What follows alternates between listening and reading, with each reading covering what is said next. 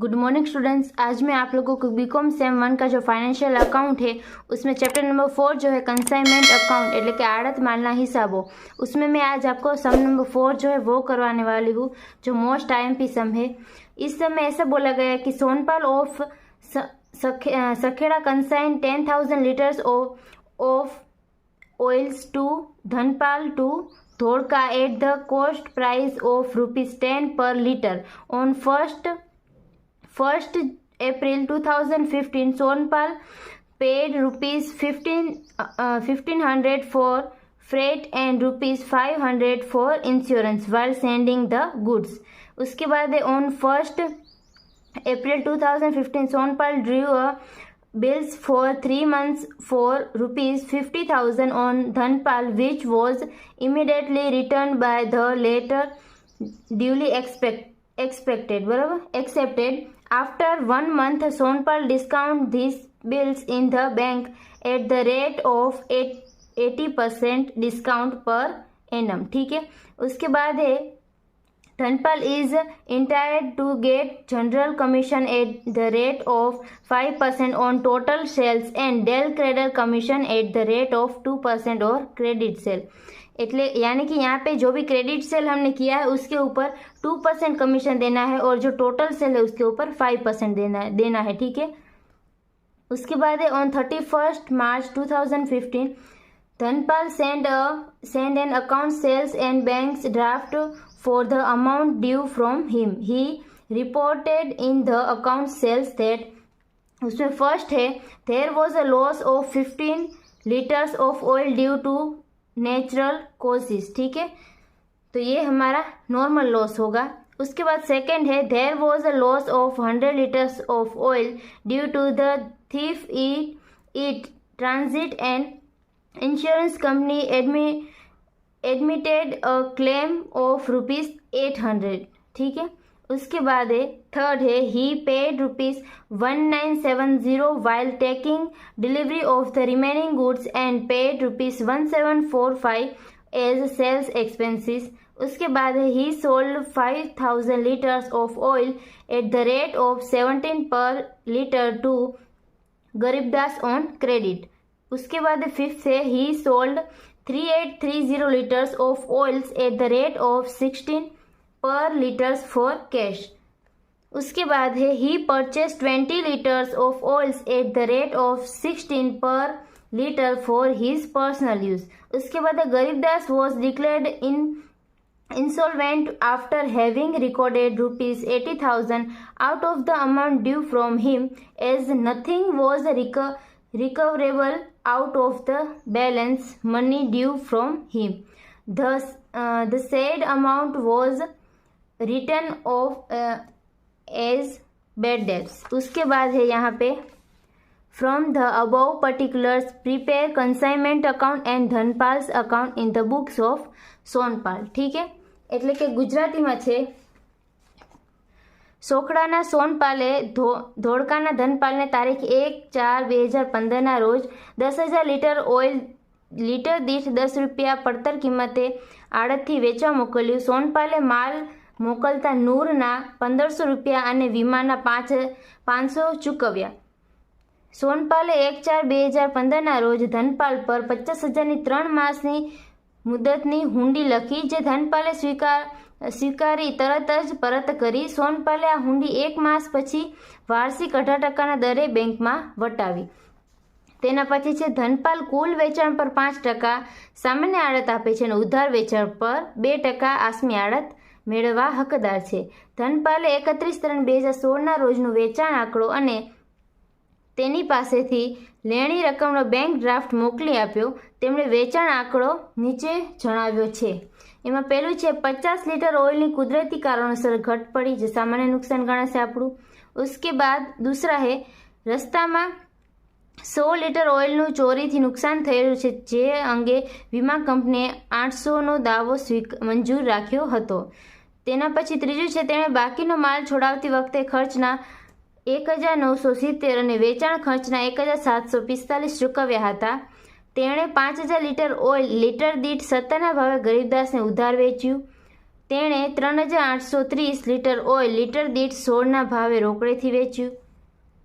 તેના પછી તેણે 25 લીટર ઓઇલ લીટર દીઠ 16ના ભાવે પોતાના અંગત ઉપયોગ માટે ખરીદ્યું હતું.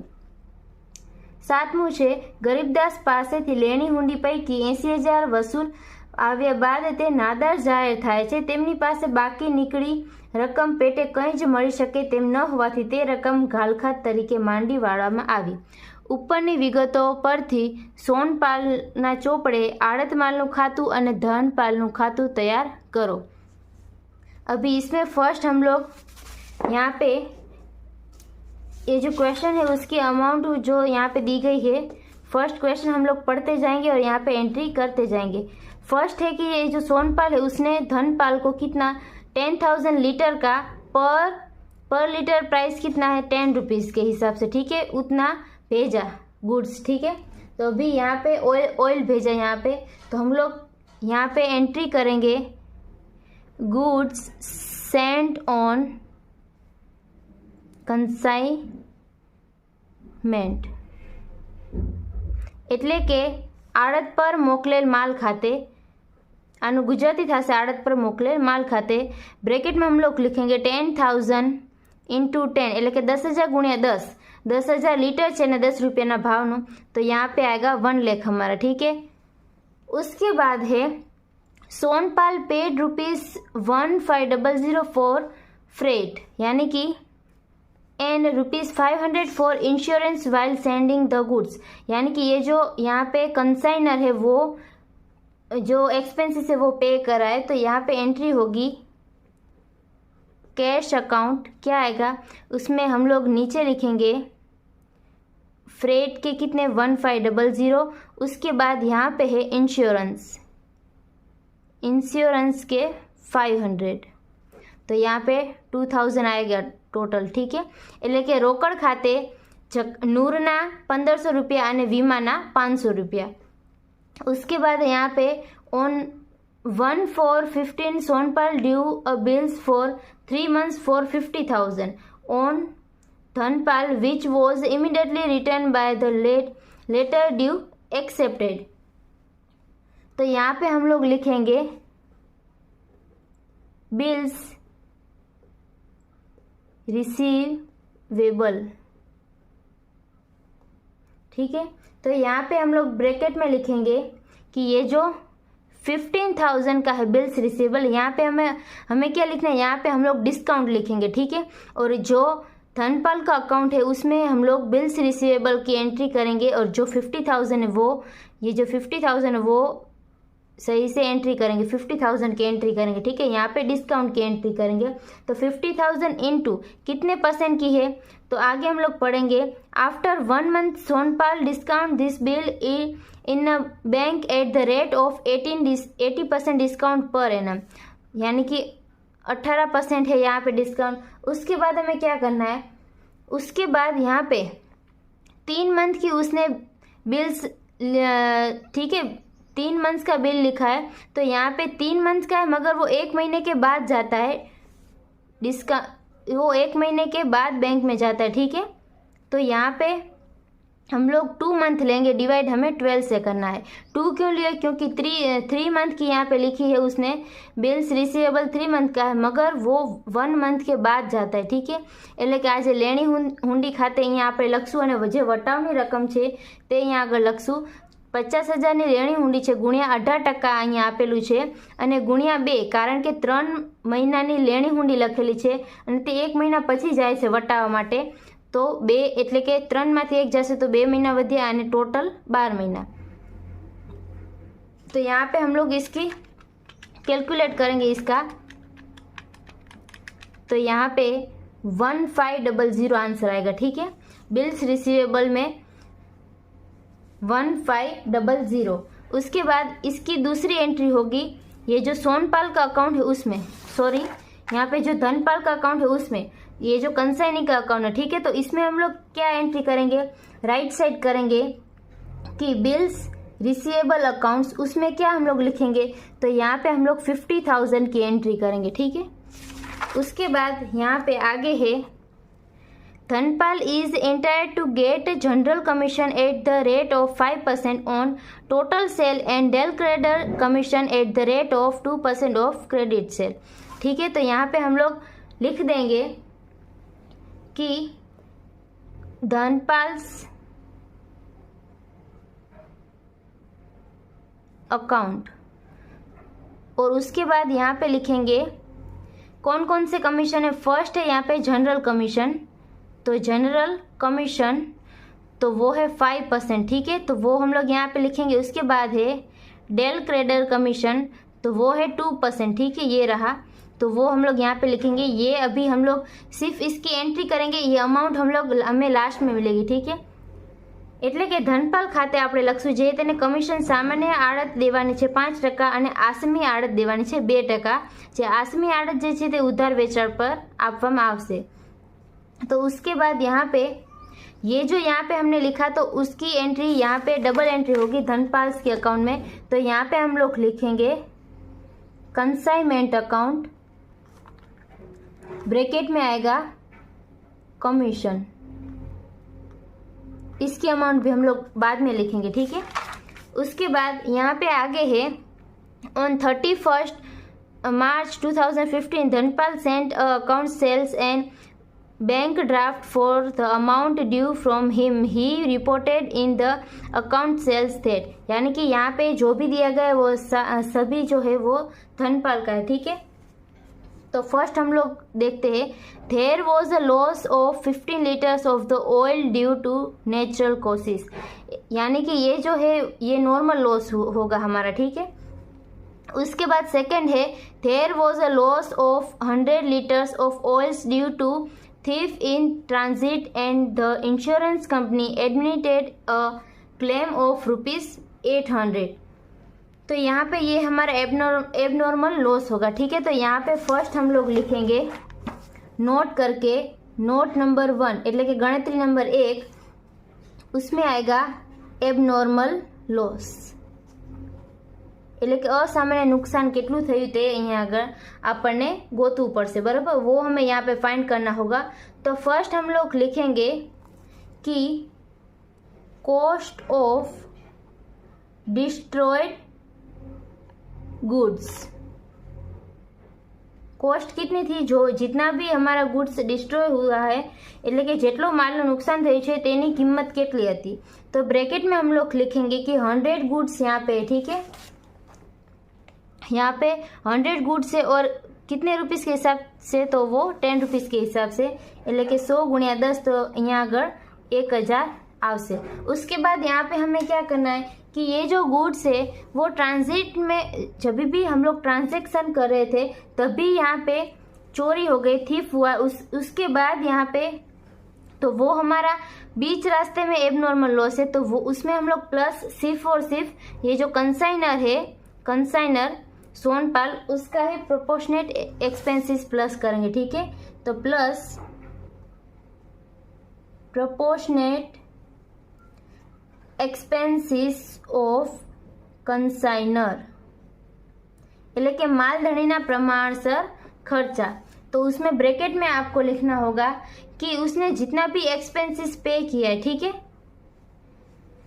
तो यहाँ पे उसने कितना एक्सपेंसेस पे किया है, तो वो ये रहा कि फ्रेट का 1500 और इंश्योरेंस का 500, એટલે કે નૂરના 1500 અને વીમાના 500, तो टोटल 2000 खर्चा एना छे। बराबर, तो यहाँ पे 2000 एक्सपेंसिस है किसके, कंसाइनर के, इनटू हमें यहाँ पे क्या करना है 100 करना है। ठीक है, और डिवाइड हमें 10,000 से करना है। 10,000 कैसे है, तो 10,000 यानी कि जितना भी हमने गुड्स सेंड किया है, જેટલો પણ માલ આપણે મોકલેલો છે ते यहाँ आगे आवशे। तो यहाँ पे 10,000 उसने गुड्स सेंड किया था। ठीक है, इनटू हमें जितना भी डिस्ट्रॉय हमारा गुड्स हुआ है वो हमें करना है। तो यहाँ पे 100 गुड्स हमारे डिस्ट्रॉय हुए। ठीक है, तो यहाँ पे हम लोग अमाउंट निकालेंगे, तो आएगा 20। ठीक है, तो 20 रुपीज़, इन दोनों का हम लोग टोटल करेंगे तो 1020 आएगा। यहाँ पे प्लस हम लोग प्रोपोर्शनेट एक्सपेंसेस ऑफ कंसाइनी नहीं करेंगे, क्यों, क्योंकि जब भी हम माल भेज रहे थे, गुड्स भेज रहे थे, तभी बीच में ये हमारा एबनॉर्मल लॉस हुआ है। ठीक है, तो अभी 1020 हमारा आंसर आया। उसके बाद हम लोग इसमें से माइनस करेंगे इंश्योरेंस क्लेम। वो कितना था, वो था 800, ठीक है। वो आपको सम में दिया गया है कि 800 जो है वो इंश्योरेंस कंपनी ने वो जो एडमिटेड क्लेम किया है, ठीक है। तो 1020 में से 800 हम लोग माइनस करेंगे, तो यहाँ पे हमारा आंसर आएगा 220, ठीक है।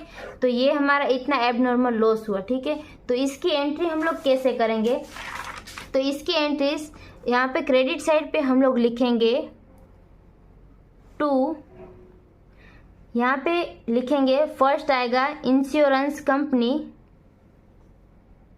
ठीक है। उसने 800 का यहाँ पे एक्सेप्ट किया था, ठीक है, क्लेम 800 का। उसके बाद आएगा प्रॉफिट एंड लॉस अकाउंट, वहाँ पे आएगा 220, એટલે કે વીમા કંપની ખાતે 800 જે તેણે દાવો સ્વીકાર કર્યો છે તે અને જેટલું પણ નુકસાન છે તે નફા नुकसान खाते થશે 220 रुपया, ठीक है। उसके बाद यहाँ पे आगे है he paid ₹1970 while taking delivery for the remaining goods and paid ₹1740 as sales expenses, ठीक है। तो यहाँ पे धनपाल्स अकाउंट लिखेंगे हम लोग, ये जो कंसाइनी है उसका, ठीक है, उसका एक्सपेंसेस है। तो यहाँ पे उसका टोटल एक्सपेंसेस कितना है, तो यहाँ पे फर्स्ट है 1970 वाइल टेकिंग डिलीवरी, ठीक है। तो यहाँ पे लिखेंगे डिलीवरी 1970 એટલે કે માલ છોડવાનો ખર્ચ, બરોબર, गुजराती में થશે माल छोड़वानो खर्च। उसके बाद है to remaining goods and paid ₹1745 as sales expenses. तो सेल्स एक्सपेंसिस એટલે કે વેચાણના ખર્ચ, तो 1745 है। इन दोनों का हम लोग टोटल करेंगे 1970 प्लस 1745, तो हमारा आंसर आएगा 3715, ठीक है। इसकी एंट्री अब डबल होगी धनपाल्स अकाउंट में, क्रेडिट साइड हो जाएगा। तो यहाँ पे होगा कंसाइनमेंट अकाउंट, कितना आएगा 3715, ठीक है। उसके बाद यहाँ पे है he sold 500 litres of oils at the rate of 70 per litres to Garibdas on credit, यानी कि गरीबदास को यहाँ पे क्रेडिट पे सेल किया है। उसके बाद ही sold 3830 litres of oil eight the rate of 16 पर लीटर्स फॉर कैश। उसके बाद है 6 है he purchase 25 litres of oils at the rate of 16 per litre for his personal use, ठीक है। तो यहाँ पे ये तीनों के तीनों सेल्स के बारे में दिए गए हैं। तो यहाँ पे हम लोग नोट नंबर 2 में लिखेंगे, એટલે કે नोंद नंबर 2 किसके लिए, सेल्स के लिए, ठीक है, कुल वेचाण माटे। तो यहाँ पे फर्स्ट हम लोग लिखेंगे क्रेडिट सेल, એટલે કે उधार वेचाण। यहाँ पे क्रेडिट सेल कितना है, तो 500 लीटर्स इंटू 70 रुपीज़ के हिसाब से, ठीक है। तो यहाँ पे हमारा आंसर आएगा 85,000। उसके बाद है कैश में है, तो कैश सेल हम लोग लिखेंगे, એટલે કે रोकड़ वेचाण। तो वो यहाँ पे कितना आएगा 3830 इंटू हमें करना है 16 रुपीज़ के हिसाब से, 3830 इंटू 16। तो यहाँ पे हमारा आंसर आएगा 61280। उसके बाद है यहाँ पे he purchase 25 litres of oils at the rate of 16 per litre for his personal use, ठीक है। तो यहाँ पे लिखेंगे पर्सनल यूज़ के लिए उसने लिया है कितना 25 लीटर 16 रुपीज़ के हिसाब से। तो यहाँ पे आंसर आएगा 400। इन सभी का हम लोग टोटल करेंगे, तो यहाँ पे हमें आंसर मिलेगा 1,46,680, ठीक है, એટલે કે 1,46,680। अभी ये जो सेल्स है उसकी एंट्री हम लोग यहाँ पे करेंगे। तो ये जो कंसाइनमेंट अकाउंट है उसमें क्रेडिट साइड हम लोग लिखेंगे कि धनपाल्स अकाउंट ब्रैकेट में लिखेंगे सेल्स। ठीक है, तो यहाँ पे हमें जितनी भी हमने कैलकुलेशन की वो ब्रैकेट में हमें दिखाना होगा कि क्रेडिट सेल जो है वो कितने का है, तो वो यहाँ पे है 85,000 का। उसके बाद कैश में सेल कितना है, तो वो है 61,280। उसके बाद यहाँ पे फॉर पर्सनल यूज़ के लिए कितना है, तो वो है 400। इन सभी का टोटल हमारा होता है 1,46,680। ठीक है, उसके बाद इसकी डबल एंट्री हम लोग करेंगे धनपाल्स के अकाउंट में। तो यहाँ पे क्रेडिट है तो धनपाल्स के अकाउंट में डेबिट हो जाएगा, तो कंसाइनमेंट अकाउंट कितना आएगा 1,46,680। ठीक है, पता चल गया आपको। यहाँ पे टोटल अमाउंट हमें लिखनी है और यहाँ पे हमें ब्रैकेट में दिखाना है कि कितना क्रेडिट सेल है, कितना कैश में है और कितना उसने पर्सनल यूज़ के लिए लिया है। ठीक है, उसके बाद ये सेल के बारे में हम लोगों ने बात कर ली। उसके बाद हमें देखना है कि यहाँ पे कोई भी उसको कमीशन देना है, तो जनरल कमीशन है એટલે કે सामान्य आड़त છે 5%। तो ये जो जनरल कमीशन है वो टोटल सेल्स के ऊपर दी जाती है। ठीक है, तो टोटल सेल्स हमारे है 1,46,680, तो उसका हम लोग 5% निकालेंगे, तो यहाँ पे 7,334 आएगा। ठीक है, उसके बाद है डेल क्रेडर कमीशन 2%, એટલે કે આસમી આડત 2%। तो અહીંયા આગળ तो यहाँ पे क्रेडिट सेल जितना भी है उसके ऊपर डेल क्रेडर कमीशन दिया जाएगा, એટલે કે उधार वेचाण ऊपर आसमी आड़त आपवामां आवशे। तो यहाँ पे क्रेडिट सेल है हमारा 85,000 इंटू 2%, तो आएगा 1700। अभी इन दोनों का हम लोग टोटल करेंगे,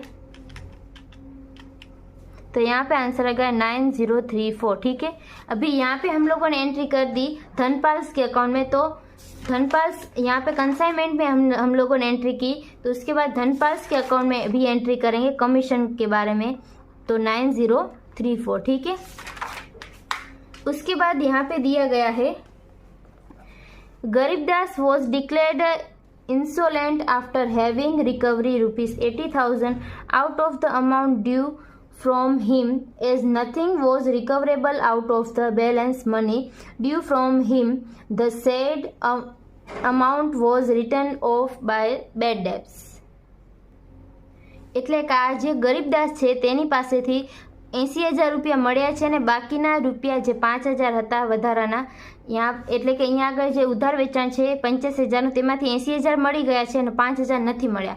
तो अभी यहाँ पे हमें क्या करना है कि 80,000 हमें मिल चुके, 5,000 नहीं मिले हैं, मगर ये जो कंसाइनर है उसने हमें डेल क्रेडर कमीशन यहाँ पे दिया है। ठीक है, डेल क्रेडर कमीशन 2%, એટલે કે ઉધાર માલ જે છે તેના ઉપર આસમી આડત આપેલી છે 2%।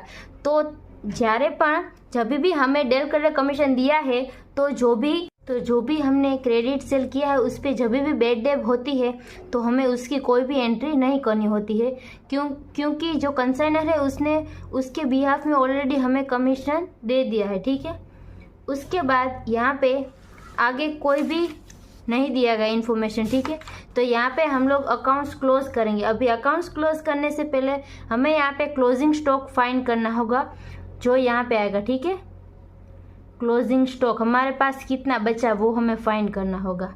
तो यहाँ पे हम लोग लिखेंगे note number 3 for closing stock.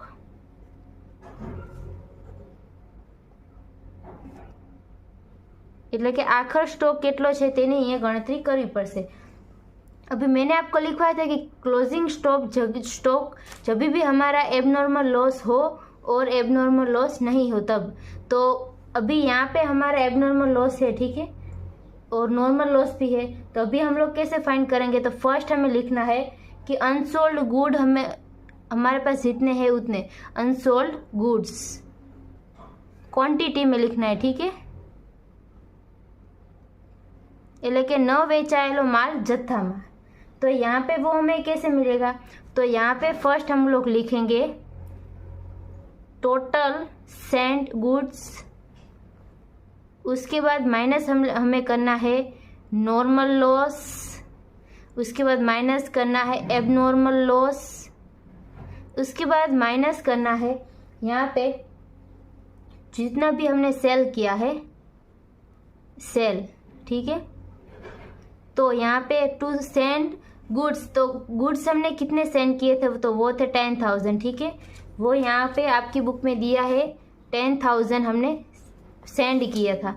उसके बाद माइनस हमारा नॉर्मल लॉस कितना था, 15 लीटर्स हमारा माइनस नॉर्मल लॉस था, माइनस होगा 50 और माइनस होगा एबनॉर्मल लॉस हमारा 100 लीटर्स का है तो माइनस 100 और माइनस हमने सेल्स कितना किया है। तो यहाँ पे हम लोग इसका टोटल करेंगे, ये जो फर्स्ट वाली अमाउंट है इसका, तो 5,000 प्लस 38330 प्लस 25, तो यहाँ पे टोटल आएगा 8855, ठीक है। तो इतना हमने सेल किया है तो 8855 हम लोग यहाँ पे लिख देंगे, ठीक है। तो यहाँ पे हमारा टोटल कितना आएगा, तो 10,000 माइनस 50 माइनस 100 माइनस 8855, तो यहाँ पे हमारा आंसर आएगा 995, ठीक है। तो इसको हम स्टेप नंबर 1 कहते हैं। उसके बाद हमें ढूंढना है सेलेबल गुड्स, એટલે કે વેચવા લાયક માલ। तो इसका फॉर्मूला है कि टू सेंड गुड्स टोटल जितने भी गुड्स हमने सेंड किए हैं उतने, उसके बाद माइनस हमें करना है नॉर्मल लॉस, उसके बाद माइनस करना है एबनॉर्मल लॉस। तो यहाँ पे हमें मिलेगा सेलेबल गुड्स, એટલે કે વેચવા લાયક માલ જે છે તેનો જથ્થો અહીંયા આગળ નક્કી કરવાનો છે। તો પેલું આવશે જેટલો પણ માલ આડત પર મોકલેલો હોય તે માઇનસ સામાન્ય નુકસાન માઇનસ અસામાન્ય નુકસાન। तो यहाँ पे 10,000 आएगा माइनस 50 आएगा नॉर्मल लॉस और माइनस 100। तो यहाँ पे हमारा आंसर आएगा 9850, ठीक है। इसको हम स्टेप नंबर 2 के कहेंगे। उसके बाद हमें थर्ड नंबर का यहाँ पे फाइंड करना होगा, वो है कॉस्ट ऑफ सेलेबल गुड्स, એટલે કે વેચવા લાયક માલની કિંમત। तो वो हमें यहाँ पे कैसे हम लोग फाइंड करेंगे, तो जितना भी गुड्स सेंड हमने किया है उसकी प्राइस, ठीक है। Cost of good send, cost of good send એટલે કે મોકલેલ માલની કિંમત। उसके बाद हमें प्लस यहाँ पे करना है जितना भी कंसाइनर का खर्च है, एक्सपेंसिस है वो। उसके बाद प्लस हमें यहाँ पे करना होगा जो भी कंसाइनी ने खर्च किया है, एक्सपेंसिस किया है, यहाँ पे हमें उसने सेल के लिए जो भी एक्सपेंसिस किया है कंसाइनी ने वो हमें यहाँ पे नहीं लेना है, ठीक है। उसके बाद यहाँ पे हम लोग माइनस करेंगे जितना भी हमें लॉस हुआ है, ठीक है, एबनॉर्मल लॉस, वो माइनस करेंगे। उसके बाद यहाँ पे हम लोग माइनस करेंगे क्लेम, जितना भी इंश्योरेंस कंपनी ने क्लेम एक्सेप्ट किया है, ठीक है। એટલે કે વેચવા લાયક માલની કિંમત બરાબર જે મોકલેલ માલની કિંમત પ્લસ જે માલધાણીના ખર્ચાઓ છે તે પ્લસ જે આડતિયાના ખર્ચાઓ છે તે વેચાણ સિવાયના माइनस असामान्य नुकसान અને माइनस दावो। तो यहाँ पे गुड्स उसने कितने रुपीस के सेंड किए थे, तो 1 लाख रुपीस के, प्लस यहाँ पे कंसाइनर का एक्सपेंसेस कितना था, तो वो है यहाँ पे 2,000 रुपीस, ठीक है। तो प्लस होगा 2,000 प्लस यहाँ पे कंसाइनीज एक्सपेंसेस એટલે કે આડતિયાના ખર્ચાઓ, तो वो यहाँ पे हमें कौन से लेने हैं, ये रहे। तो यहाँ पे हमने जो ये डिलीवरी के लिए जो भी एक्सपेंसेस किया है वो यहाँ पे आएगा और जो सेल के लिए एक्सपेंसेस किया है वो यहाँ पे नहीं आएगा। तो यहाँ पे प्लस होगा 1970 माइनस होगा हमारा एबनॉर्मल लॉस। तो एबनॉर्मल लॉस हमने यहाँ पे फाइंड किया था, ये रहा एबनॉर्मल लॉस। तो हमारा आया था 220, ठीक है, 220। उसके बाद माइनस हमें करना इंश्योरेंस कंपनी ने जितना भी क्लेम किया हो, तो वो है यहाँ पे 800 का क्लेम किया था, એટલે કે વીમા કંપની 800 નો દાવો સ્વીકાર્યો હતો। उसके बाद इसका हम लोग 1 lakh plus 2,000 plus 1970 minus 220 minus 800। तो यहाँ पे हमारा आंसर आएगा 1,02,950, ठीक है।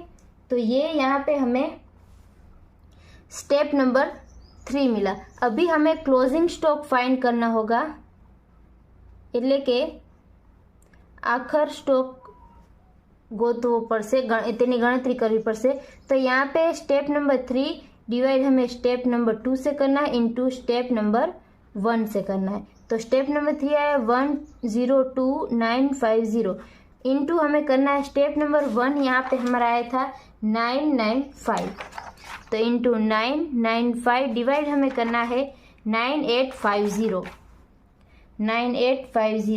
तो यहाँ पे हमारा आंसर क्या आएगा, इंटू 995 डिवाइड 9850। तो यहाँ पे हमारा आंसर आएगा